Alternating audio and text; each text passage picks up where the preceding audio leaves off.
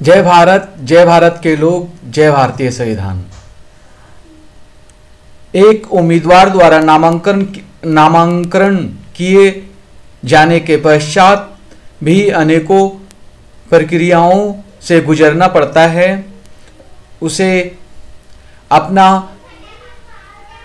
पहचान पत्र बनवाना होता है, अपने एजेंट का पहचान पत्र बनवाना होता है, अकाउंट मेंटेन करना होता है, परमिशन लेनी होती है और भी अनेकों नियमों की उसे जानकारी होनी चाहिए, जिसके बारे में पहले हमने एक 3.5 घंटे का एक वीडियो बनाया है और उसमें हमने पूरी रीडिंग की है, पूरा पढ़ा है। आप वह वीडियो देख सकते हैं। इसमें केवल कुछ फॉर्मों को ही भरना बताया जाएगा और दिखाया जाएगा कि कहाँ पर क्या चीज़ उपलब्ध है। तो यह भाग 6 है। ये नाम निर्देशन पत्र के लिए रसीद एवं समीक्षा की सूची। आप अपना नामांकन पत्र सबमिट करते हैं तो यह रसीद मिलती है। रसीद के साथ 4 डॉक्यूमेंट्स मिलते हैं। एक शपथ पत्र हुआ, दूसरा एक रसीद, दूसरा शपथ पत्र और तीसरा अगर आपके फॉर्म में कुछ कमी है तो ये इसको फिल करके देते हैं।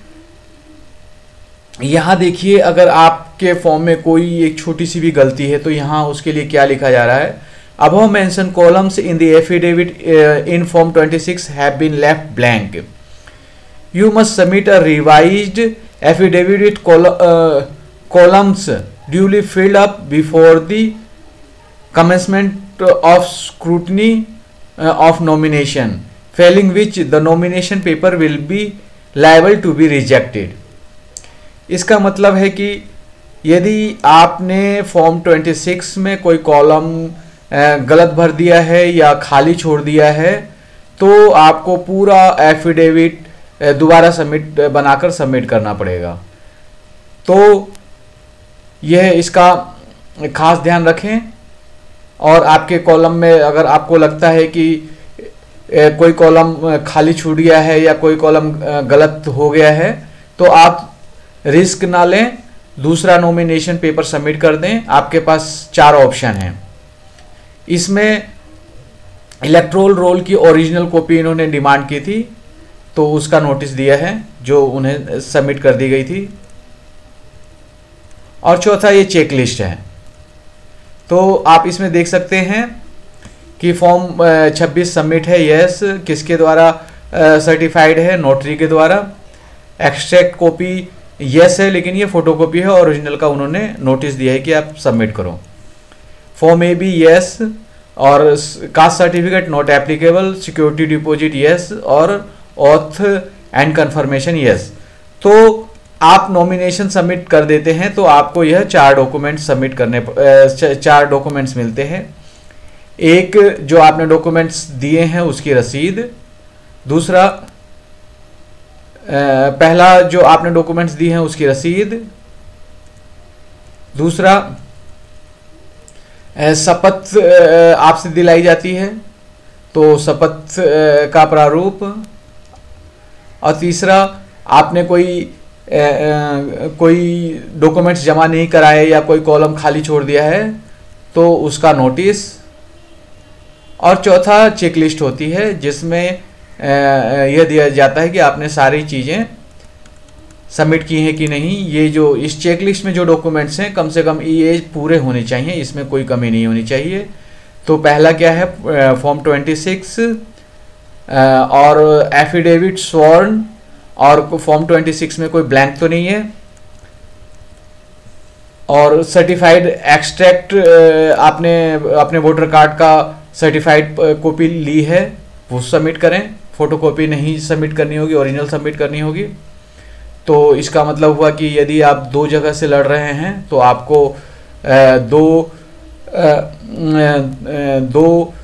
सबमिट करनी पड़ेंगी, दो निकलवाने पड़ेंगे सर्टिफाइड एक्सट्रैक्ट वोटर कार्ड के। फॉर्म ए बी भी आपको फिर 2 लेने पड़ेंगे, क्योंकि ये ओरिजिनल लेते हैं, फोटोकॉपी नहीं मानते हैं। और ये केवल SC ST के उम्मीदवारों के लिए एप्लीकेबल है। सिक्योरिटी डिपॉजिट तो आपको एक ही जगह सबमिट करना होगा, तो आप कंफर्म पहले कर लें कि फ़ोटोकॉपी चल जाएगी या उसको सर्टिफाइड करवा कर जमा करें, जैसे भी हो आप कंफर्म करके जमा करें। और ऑथर अफर्मेशन,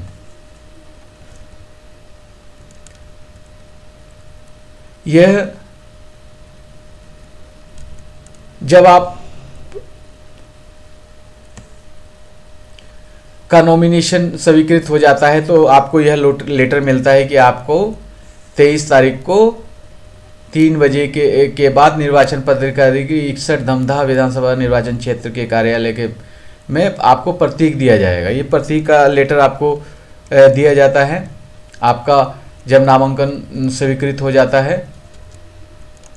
वह 4 डॉक्यूमेंट्स पहले मिलते हैं और कई बार यह 5वां डॉक्यूमेंट्स भी साथ में दे दिया जाता है, और कई बार बाद में यह डॉक्यूमेंट्स दिया जाता है।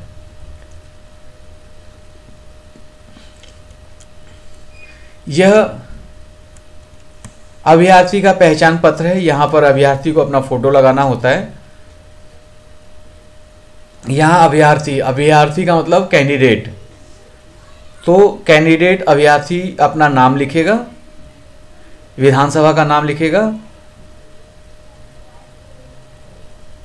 विधानसभा का नाम लिखेगा यहाँ पर, और यहाँ अपनी पार्टी का नाम लिखेगा, और स्वतंत्र को अच्छी तरीके से लाइन यहाँ से यहाँ तक सीधे खींचकर इसको काट देंगे, या इसको ऐसे क्रॉस करके भी काट सकते हैं, है ना। तो ये बहुत सावधानी से भरें, इसमें ज़्यादा जानकारी नहीं दी गई है। ये पहचान पत्र आपके पास रहेगा तो साफ साफ सुंदर सुंदर लिखें। यहाँ फ़ोटो लगाएं, यहाँ अपना नाम लिखें, यहाँ अपने क्षेत्र का नाम लिखें। मान लीजिए आपका विधानसभा क्षेत्र धमदाहा है तो आप धमदाहा लिखेंगे, कस्बा है तो कस्बा लिखेंगे, या आपका प्राणपुर है तो प्राणपुर लिखेंगे, गोह है तो गोह लिखेंगे। और यहाँ अपनी पार्टी का नाम लिखेंगे, जैसे एंटी करप्शन डायनामिक पार्टी, और इस स्वतंत्र को बिल्कुल काट देंगे। अभ्यर्थी के हस्ताक्षर ऊपर यहाँ होंगे, यहाँ करें। स्थान यहाँ पर आप अपने विधानसभा का नाम लिख सकते हैं या अपने जिले का नाम लिख सकते हैं, और जिस दिन यह सबमिट कर रहे हैं उसकी यह डेट डाली जाएगी।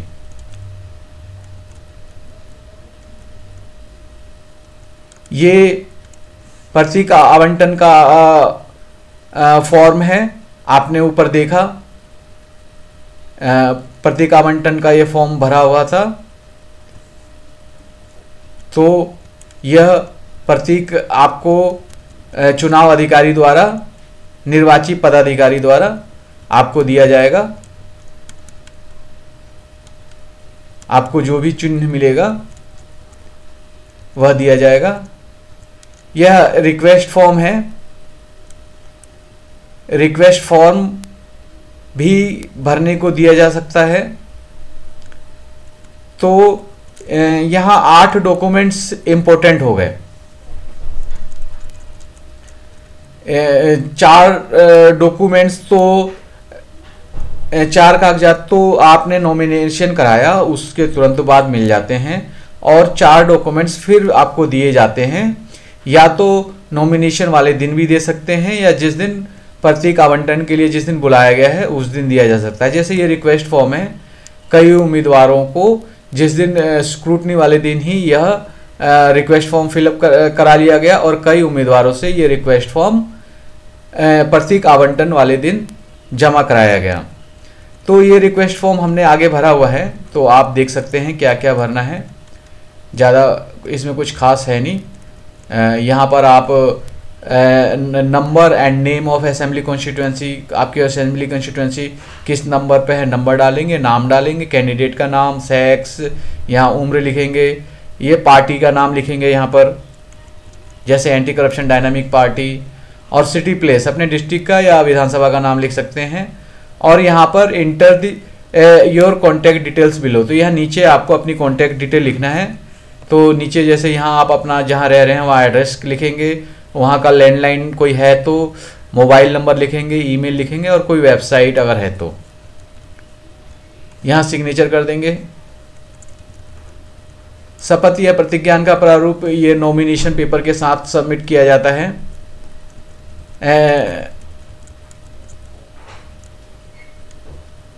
शपथ प्रपत्र की प्राप्ति के लिए प्रमाण पत्र, ये प्रमाण पत्र आपको दिया जाएगा कि आपने शपथ ले लिया है। ये चेकलिस्ट आपने ऊपर भरा हुआ देखा है। अगर आपको इसको पढ़ना चाहें तो वीडियो रोककर पढ़ सकते हैं। हम यहाँ नहीं पढ़ेंगे क्योंकि हमने ऊपर पढ़ा है।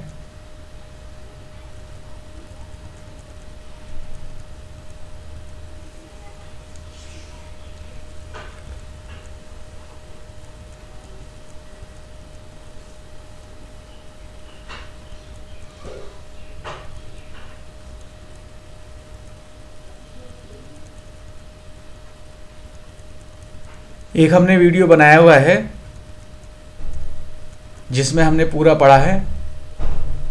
ये है general election to Lok Sabha 2014 instruction regarding single window system for public meeting, rallies, processions, used of loud speakers and use of vehicles for election campaign as well as use of non commercial remote uncontrolled airport helipad. तो जो भी permission होती है उसके लिए single window system लागू कर दिया गया है। एक ही जगह पर पूरी परमिशन मिल जाएगी। तो उसके बारे में यह गाइडलाइन है। हम केवल दिखा रहे हैं, यहाँ हम पढ़ नहीं रहे हैं क्योंकि एक वीडियो हमने पहले ही बनाया हुआ है। आप वह वीडियो पूरा ज़रूर देखें। 3.5 घंटे का वीडियो है।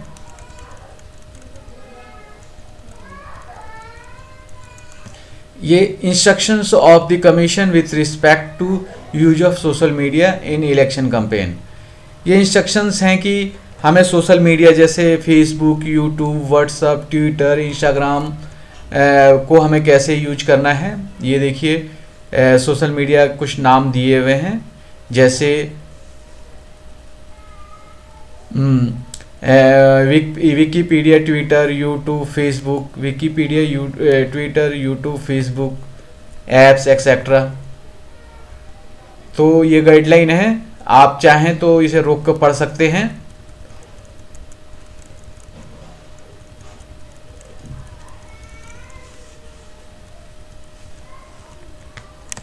Application of model code of conduct to content on internet including social media. Social media पे भी कंटेंट ऐसे नहीं डालने हैं। ये निर्वाचन प्रक्रिया में पशुओं के इस्तेमाल करना तत्संबंधी, पशुओं के इस्तेमाल करने पे गाइडलाइन है। ये आदेश है, निर्देश हैं, इनको मानना पड़ेगा। और ये भारत निर्वाचन आयोग, ये पेपर या तो बिहार निर्वाचन आयोग द्वारा इशू किए गए हैं या भारत निर्वाचन आयोग द्वारा इशू किए गए हैं, जो सभी मतदाता और उम्मीदवारों को मान्य होते हैं। तो यह है मतदान के लिए पहचान के एकमात्र दस्तावेज के रूप में केवल फोटो मतदाता पर्चियां वैध नहीं होंगी। केवल जो पर्ची होती है वही वैध नहीं होंगी। ये 10 तरह के डॉक्यूमेंट्स भी आपको सबमिट करना होगा। ये हमने रीडिंग किया हुआ है 3.5 घंटे वाले वीडियो में। Campaign during the period of pandemic covid, corona virus के दौरान खास सावधानियां बरती जा रही हैं और गाइडलाइन उसके लिए इशू किए गए हैं। ये गाइडलाइन है, इसको मानना आवश्यक है। आप एक नागरिक हैं या आप एक उम्मीदवार हैं तो आपको ये पढ़ना पड़ेगा और यह गाइडलाइन मानना पड़ेगा। हम इसे नहीं कर रहे हैं, पढ़ नहीं रहे हैं, क्योंकि हमने वीडियो बनाया है। ये जो अपराधी चुनाव लड़ते हैं उनको समाचार पत्रों में और अन्य जगहों पर ये प्रकाशित करवाना होता है ताकि उसके अपराध के बारे में लोगों को पता रहे। तो उसका प्रारूप है, यह सभी लोगों को नहीं भरना होता। ये राजनीतिक दलों के लिए वेबसाइट, समाचार पत्रों, टीवी में प्रकाशन हेतु ये भी, अगर कोई उम्मीदवार जो अपराधी है और खड़ा हो रहा है तो उसके बारे में डिटेल देनी होती है। और फॉर्म सी भी उन्हीं से रिलेटेड है, ये रिटर्निंग अधिकारी का कार्यालय से भरा जाएगा। ये हर व्यक्ति को नहीं भरना होता है, ये भी उन्हीं से रिलेटेड है। Report by candidate about publishing of declaration regarding criminal cases, ये भी हमारे लिए वैध नहीं है। Form C, report by political party about publishing of declaration regarding criminal cases, ये भी केवल जो क्रिमिनल उम्मीदवार हैं, उनके ऊपर क्रिमिनल केसेस चल रहे हैं, उनको सबमिट करना है। आचार संहिता अभ्यर्थी और राजनीतिक दलों के मार्गदर्शन के लिए क्या करें क्या ना करें, ये क्या करें क्या ना करें का गाइडलाइन है, दिख नहीं रहा है, हो सकता है केवल पहला पेज ही गलत ले लिया गया है। तो कोई वो इसका वीडियो हमने दूसरा बनाया हुआ है गाइडलाइन का, तो वहाँ से देख सकते हैं।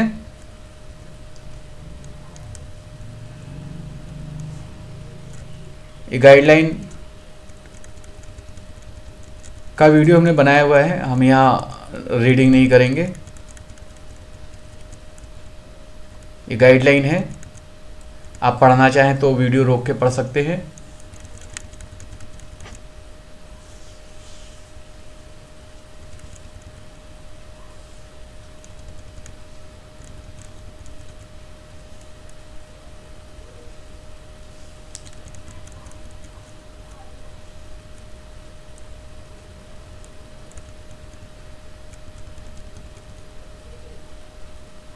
क्या ना करें, ये क्या करें और क्या ना करें का गाइडलाइन दी हुई है।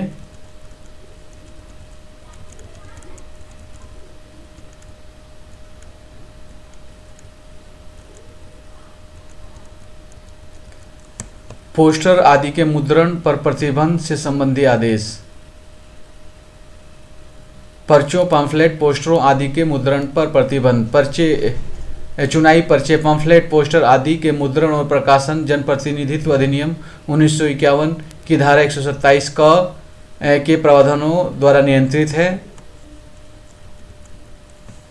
चुनाव के पर्चे, पम्फलेट, पोस्टर इत्यादि की छपाई पर उपरोक्त कानून के तहत यह प्रतिबंध ऐसे दस्तावेज के प्रकाशन, प्रिंटर की पहचान करने के उद्देश्य से लगाए गए हैं ताकि यदि किसी दस्तावेज में कोई भी मामला या सामग्री जो अवैध है, अपमानजनक है या धर्म, जाति, जाति समुदाय या भाषा के किसी प्रतिद्वंदी का चरित्र हनन आदि पर आपत्तिजनक है, तब अपील होने पर संबंधित व्यक्ति के खिलाफ आवश्यक दंडात्मक या निवारक कार्रवाई की जा सके। यह पाबंदियां राजनीतिक दलों, अभ्यर्थियों और उनके समर्थकों द्वारा चुनाव पर्चों, पोस्टरों आदि के मुद्रण और प्रकाशन पर अनाधिकृत रूप से चुनावी खर्चे करने के नियंत्रण रखने के उद्देश्य को भी पूरा करती है।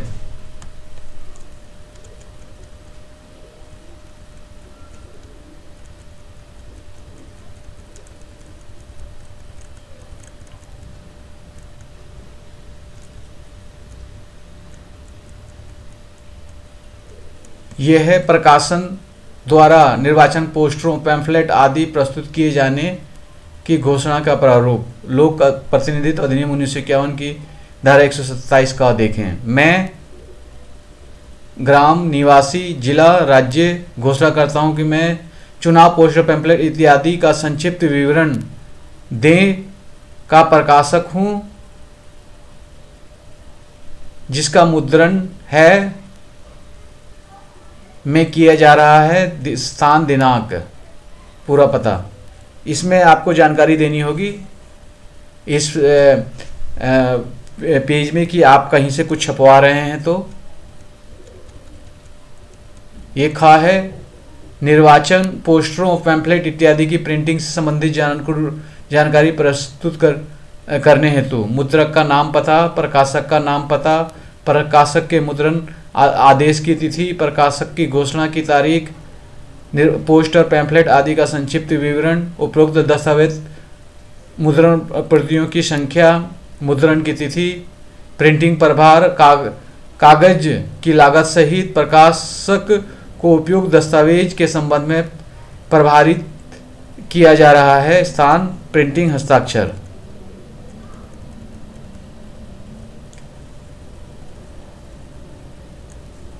ये भ्रष्टाचार के दायरे में कौन कौन से कार्य आते हैं तो ये दिए गए हैं।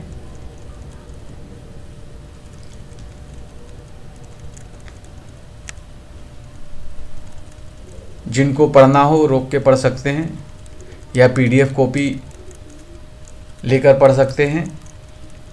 चुनाव कार्यालय द्वारा यह हार्ड कॉपी उपलब्ध करवाया गया है तो वह भी आप पढ़ सकते हैं।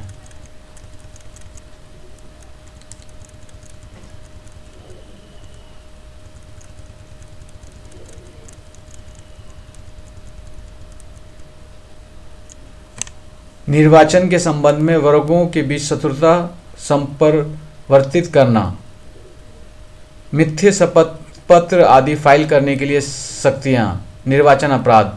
निर्वाचन में क्या क्या अपराध हो सकते हैं? मतदान की समाप्ति के लिए नियत किए गए समय के साथ समाप्त होने वाले 48 घंटों की कालावधि के दौरान सार्वजनिक सभाओं का निषेध। ये प्रारूप है अभ्यर्थी वापस लेने की सूचना। अगर कोई उम्मीदवार अपना नामांकन वापस लेता है तो यह भरकर जमा कराएगा फॉर्म।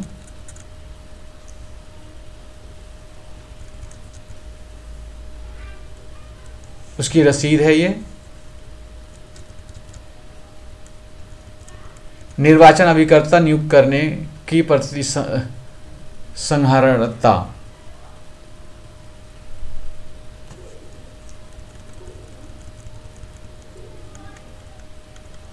ये जो इलेक्शन है वहाँ का नाम आएगा। विधानसभा चुनाव के लिए निर्वाचन, रिटर्निंग ऑफिसर। आप यहाँ पर अपने क्षेत्र का नाम लिखें, अपना नाम लिखें।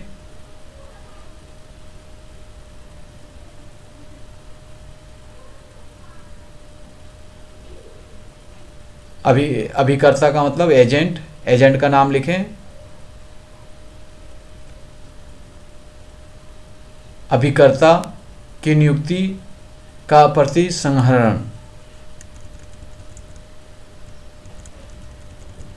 ये प्रारूप है निर्वाचन अभिकर्ता की नियुक्त करने के लिए भी। इसमें आपका नाम आएगा, आपकी पार्टी का नाम आएगा।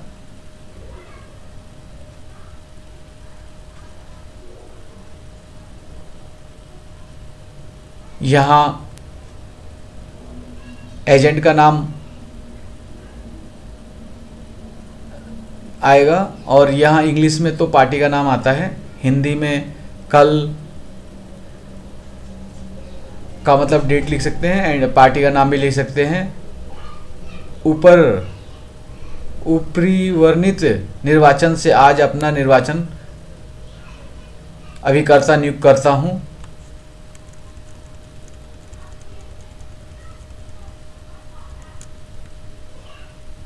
और ऊपर जो पढ़ा गया है उसमें 5वें पेज में प्रतीक आवंटन का प्रारूप है। 6ठे पे अभ्यर्थी का पहचान पत्र। ये इम्पोर्टेंट कुछ हैं। अभ्यर्थी का पहचान पत्र सिंगल विंडो खिड़की सिस्टम का है। पोस्टर आदि के मुद्रण के बारे में है। पोस्टर आदि के मुद्रण के फार्म के बारे में है। प्रारूप 9 निर्वाचन अभिकर्ता का फार्म और निर्वाचन अभिकर्ता की नियुक्ति।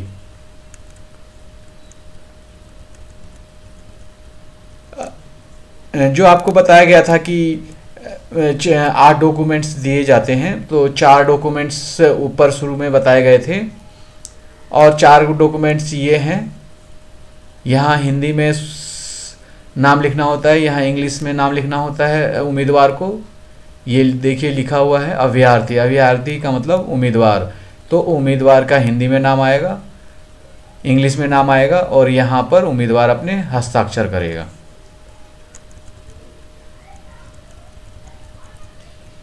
ये अभिकर्ता नियुक्त करने के लिए है, तो यहाँ दल का नाम जरूर लिखें, ये विधानसभा का नाम जिस विधानसभा से लड़ रहे हैं, और यहाँ उम्मीदवार का नाम आएगा, उम्मीदवार की फ़ोटो आएगी और यहाँ उम्मीदवार के हस्ताक्षर आएंगे। यहाँ स्थान लिखें और यहाँ डेट लिखें। ये रिक्वेस्ट फॉर्म आप जब आपने नामांकन पत्र सबमिट किया था उस समय भी स्क्रूटनी आपको दिया जा सकता है, स्क्रूटनी वाले दिन भी दिया जा सकता है। यदि आपने स्क्रूटनी वाले दिन इसको नहीं भरा है तो यह आपको प्रत्येक आवंटन, चुनाव चिन्ह आवंटन वाले दिन आपको यह भरना पड़ सकता है। ये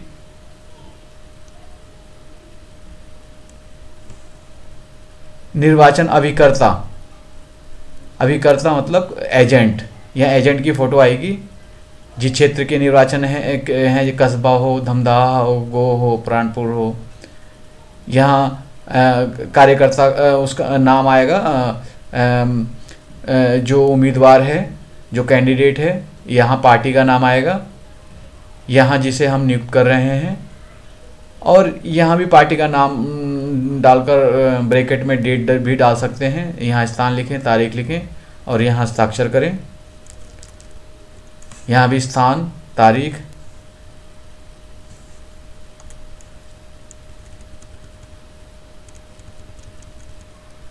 ये भी वही फॉर्म है। तो ऊपर जो फॉर्म है वहाँ पर विधानसभा निर्वाचन क्षेत्र से, उसके बाद जो खाली जगह है वहाँ पर एंटी करप्शन डायनामिक पार्टी लिखेंगे। अभ्यर्थी पहचान पत्र में जो फॉर्म है, और प्रारूप 8 में जो के बाद हमें एंटी करप्शन डायनामिक पार्टी या जो भी पार्टी आपकी है उसका लिखना है, कहाँ हूँ और आगे जो भी लिखा गया है। ये कॉलम आपको भरना था, इस वजह से यह दिखाया गया है। यहाँ अभ्यर्थी का मतलब उम्मीदवार होता है, अभिकर्ता का मतलब उम्मीदवार का एजेंट होता है। ये देखिए इन्होंने भरा है, यहाँ डेट भी डाल सकते थे ब्रैकेट में। इन्होंने यहाँ पर Manoj Mahato, anti corruption dynamic party, किसको अभ्यर्थी बना रहे हैं, संजय कुमार महतो को, तो यहाँ संजय कुमार महतो का फ़ोटो होना चाहिए था। यहाँ कस्बा लिखा जाना चाहिए था, कस्बा विधानसभा, और यहाँ पार्टी के साथ ब्रैकेट में डेट लिख देते। हस्ताक्षर यहाँ किए जाने थे, स्थान, तारीख लिखें, निर्वाचन अभिकर्ता के साइन, जिसे आप एजेंट बना रहे हैं वह यहाँ साइन करते, नीचे नहीं करना है, ऊपर करना है, यहाँ करने थे। तो ये आपने फिल फॉर्म देखा, इसमें कुछ कमी है, आप इसे ठीक करें। ये देखिए इन्होंने यहाँ पर साइन कर दिया, इन्हें साइन नहीं, नाम लिखा है हिंदी में और यहाँ इंग्लिश में, और मनोज में तो यहाँ साइन नहीं करने हैं, यहाँ साइन करने हैं। ये ठीक कर लें। ये अभ्यर्थी का पहचान पत्र बनेगा, अभ्यर्थी का पहचान पत्र बनेगा। ये गलत फॉर्म भरा हुआ है, यहाँ पर पार्टी का नाम आएगा। अगर इस तरह से आप भरोगे तो आपको निर्दलीय उम्मीदवार बना सकते हैं। इस वजह से इस तरह के फॉर्म भरते हुए बहुत ही सावधानी बरतनी है। ये आप देखो, ये यहाँ पर ये बिल्कुल गलत भरा हुआ है, ये बिल्कुल ऐसे नहीं भरना है, साइन ऐसे नहीं करने हैं। आपको यहाँ पर जो अभ्यर्थी का पहचान पत्र बन रहा है, उम्मीदवार का पहचान पत्र बन रहा है, कैंडिडेट का पहचान पत्र बन रहा है, तो यहाँ अभ्यर्थी, कैंडिडेट, उम्मीदवार एक ही शब्द हैं। उनका फ़ोटो लगाएंगे, उनका नाम लिखेंगे और यहाँ विधानसभा का नाम लिखेंगे और यहाँ पार्टी का नाम आएगा। ये बिल्कुल ध्यान रखें, यहाँ पार्टी का नाम आएगा और यहाँ कैंडिडेट के यहाँ पर हस्ताक्षर होंगे। ये आप देख रहे होंगे कर्सर, यहाँ पर अभ्यर्थी का हस्ताक्षर होंगे। ये गलत भरा है, ये गलत भरा है, ऐसे बिल्कुल ना भरें। एक बार मैं और बताता हूँ, यहाँ जो भी उम्मीदवार है, कैंडिडेट है या अभ्यर्थी है, तीनों का मतलब एक ही है, अभ्यर्थी, उम्मीदवार, कैंडिडेट। तो उसकी फ़ोटो लगानी है, यहाँ उम्मीदवार का नाम लिखना है, यहाँ जिस क्षेत्र का है, जैसे धमदाहा का है तो धमदाहा लिखेंगे, कस्बा का है तो कस्बा लिखेंगे, प्राणपुर का है तो प्राणपुर लिखेंगे, गोह का है तो गोह लिखेंगे, और यहाँ पार्टी का नाम लिखेंगे। यहाँ पर ये जैसे एंटी करप्शन डायनामिक पार्टी, यहाँ से स्टार्ट करें, एंटी करप्शन डायनामिक पार्टी, इसे ठीक से भरें। यहाँ स्थान पूर्णिया लिख दिया इन्होंने, पूर्णिया भी लिख सकते हैं आप, अपने विधानसभा का भी नाम लिख सकते हैं, डेट लिख दिया आपने। ये रिक्वेस्ट फॉर्म फिल किया हुआ है, ये इन्होंने ठीक भरा है, नंबर और कॉन्स्टिट्यूएंसी यहाँ नाम डाल दिया, मेल डाल दिया, उम्र डाल दी, पार्टी का नाम डाल दिया, स्थान पूर्णिया डाल दिया, अपना एड्रेस डाल दिया, मोबाइल नंबर डाल दिया, ईमेल डाल दिया और ये ठीक कर दिया है इन्होंने, साइन सही जगह पर किए हैं। ये फॉर्म उन्होंने गलत भरा था, इन्होंने ये यहाँ ठीक कर दिया है यहाँ, लेकिन इसको स्वतंत्र को इन्हें बिल्कुल सही से काटना चाहिए था, ऐसे हल्का टिक नहीं लगाना, इसको बिल्कुल ऐसे या तो ऐसे क्रॉस कर दें या ऐसे लाइन खींच के पूरा सही से काटें, ऐसे ना करें। और अभ्यर्थी यहाँ साइन करेगा, ना कि यहाँ, ये गलत साइन है, यहाँ साइन करें और यहाँ फ़ोटो लगाएं। यहाँ स्थान लिख दिया, कस्बा लिख दिया, ऊपर पूर्णिया लिखा हुआ था, दोनों सही हैं, कस्बा भी लिख सकते हैं, पूर्णिया भी लिख सकते हैं, तारीख भी लिख सकते हैं, कई लोग स्टेट भी लिख देते हैं। ये इलेक्शन कमीशन का लेटर है सिंबल इशू करने का, ये 6 नंबर पर एंटी करप्शन डायनामिक पार्टी दिया है और ये जैक फ्रूट सिंबल लिखा हुआ है। कहीं कोई भी चुनाव अधिकारी अगर प्रॉब्लम करता है तो यह लेटर दिखा सकते हैं। ये चुनाव आयोग ने इशू किया है, ये 14 मार्च 2019 को चुनाव आयोग ने इशू किया है और यहाँ 6 नंबर पर दिया गया है।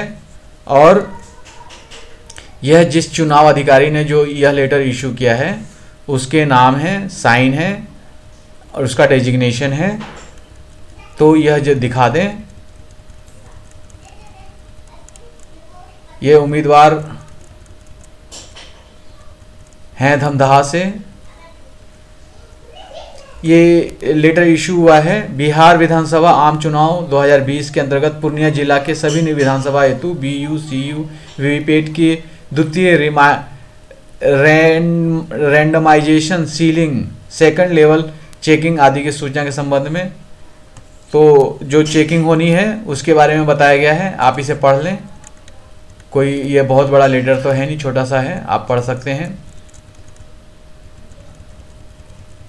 और ये है बिहार विधानसभा आम निर्वाचन 2020 में चुनाव लड़ने वाले अभ्यर्थियों के व्यय लेखा पंजीकरण निरीक्षण से संबंधित तिथि निर्धारण के संबंध में। अब ये बताया गया है इसमें जो आप चुनाव में जो खर्चा करेंगे उसकी कैसे आपको रिकॉर्ड मेंटेन करना है, कैसे दिखाना है, उसके बारे में है। प्रथम जांच 27 तारीख को 27/10 को है, दूसरी जांच 31/10 को है और तृतीय जांच 5, यहाँ 10 लिखा गया है, यह गलत हो सकता है क्योंकि 10 निकल चुका है, तो यह 11 होगा। तो तृतीय जांच 5/11 को है, तो इसका ध्यान रखें और उस पर जाएं। उम्मीदवार के साथ प्रॉब्लम आती है कि वह कोई भी कागजात उनको मिलता है तो उसे पढ़ते नहीं हैं, उसे पूरा पढ़ें। वह बहुत ज़रूरी कागजात हैं इसलिए आपको दिए जा रहे हैं और आप उसे नहीं पढ़ रहे हैं तो आप बहुत गलत कर रहे हैं। आप हिंदी में नहीं, हिंदी तो पढ़ ही सकते हैं, ज़्यादातर हिंदी में ही कागजात आपको दिए जा रहे हैं, आप पूरा पढ़ें और हिंदी की भी पढ़ने, इंग्लिश का भी पढ़ने का प्रयास करें। Notice to contesting candidate regarding panel provision in the election law, ये जो प्रोविज़न है इलेक्शन लॉ में, इलेक्शन लॉ का मतलब representation of the people act 1951, ये लॉ है जिसके तहत इलेक्शन कराया जाता है। तो इसको आप पढ़ लें, representation of the people act 1951। ये representation of the people act 1951, तो क्या क्या करप्ट प्रैक्टिसेस हैं उसका कुछ संक्षिप्त इसमें दिया गया है। और इंडियन पेनल कोड में भी कुछ प्रैक्टिसेस अपराध हैं उसका दिया गया है। और ये अपॉइंटमेंट का है एजेंट का, जो आपने हिंदी में देखा वह इलेक्शन, जो आपने हिंदी में देखा वह इंग्लिश में है। यहाँ नाम, यहाँ पार्टी का नाम, हियर बाय अपॉइंट जिसको आप बना रहे हैं,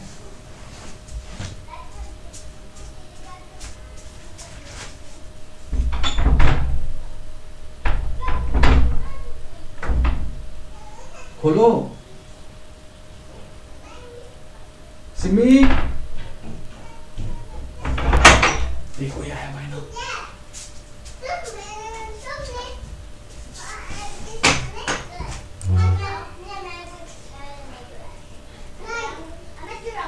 रिटर्निंग ऑफिसर, यहाँ पर कैंडिडेट का नाम आएगा, यहाँ पार्टी का नाम आएगा, और जिसे आप अपॉइंट कर रहे हैं उसका नाम आएगा। यहाँ पार्टी का नाम भी डाल सकते हैं, डेट भी डाल सकते हैं, यहाँ प्लेस और डेट, यहाँ सिग्नेचर ऑफ कैंडिडेट, यहाँ प्लेस और डेट, सिग्नेचर ऑफ एजेंट, यहाँ एजेंट के हस्ताक्षर होंगे। ये रिक्वेस्ट फॉर्म भरा हुआ है, ऊपर बताया गया है, आपको दिखाया है। अभी दोबारा से चुनाव ऑफिस कार्यालय से और डॉक्यूमेंट्स मिले हैं, तो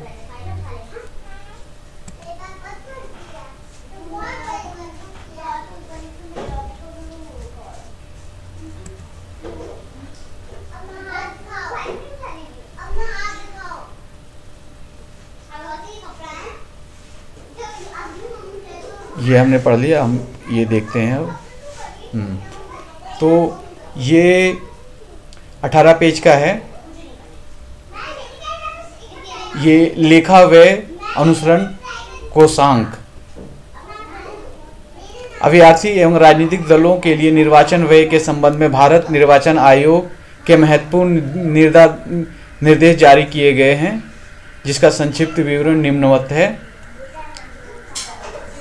नाम निर्देशन के समय तक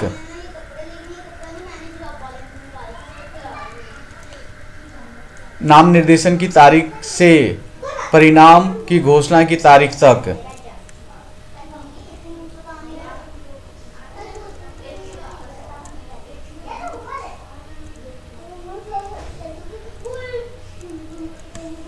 पूर्णिया समाहरणालय पूर्णिया लेखा व्यय अनुसरण श्रवण कोषांग राजनीतिक दलों के लिए महत्वपूर्ण दिशा निर्देश निर्वाचन की घोषणा के पश्चात नाम निर्देशन की तारीख से लेकर परिणाम की घोषणा की तारीख तक। यह दोबारा आ गया है। अनुलग्न व्यय मामलों के लिए अतिरिक्त एजेंटों की नियुक्ति हेतु प्रपत्र, यदि आप और एजेंट नियुक्त कर रहे हैं तो ये प्रपत्र भरना होगा। मैं अभ्यर्थी का नाम आएगा और यहाँ पर एजेंट का नाम आएगा, यहाँ अभ्यर्थी का हस्ताक्षर, स्थान। Form for appointing additional agent on expenditure matters, तो खर्चे के मामले में अगर हम किसी को एजेंट बना रहे हैं उसकी डिटेल आएगी।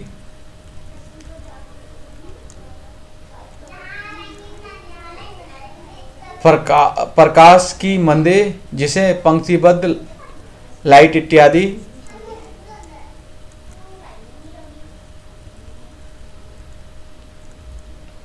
ये क्या है? निर्वाचन पोस्टर, पैम्फलेट इत्यादि के प्रकाशक द्वारा प्रस्तुत किए जाने वाले घोषणा का परफॉर्मा, जो यदि कोई पैम्फलेट छपवा रहा है तो उसका यह फॉर्म उसको सबमिट करना पड़ेगा। उसकी यह डिटेल्स सबमिट करनी पड़ेगी।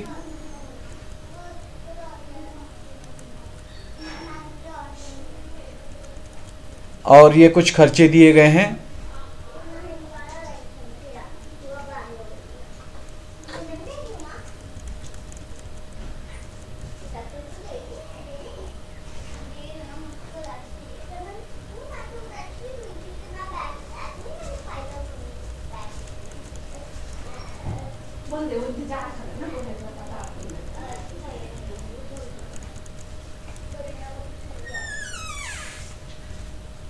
इसमें जो भी आप देखना चाहें वीडियो रोककर देख सकते हैं।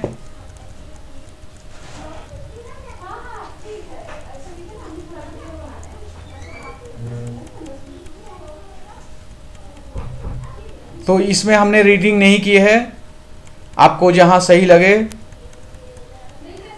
वो रीडिंग कर लें। और जो भी आपको डॉक्यूमेंट्स में कोई दिक्कत है तो आप हमें डॉक स्कैन से फ़ोटो खींच के हमें भेज सकते हैं, हम आपको बताएंगे।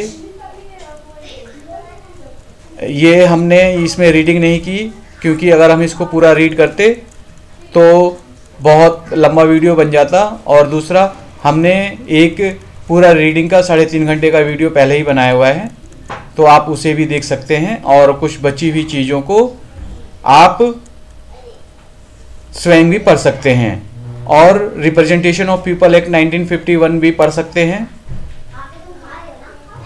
जय भारत के लोग, जय भारतीय संविधान।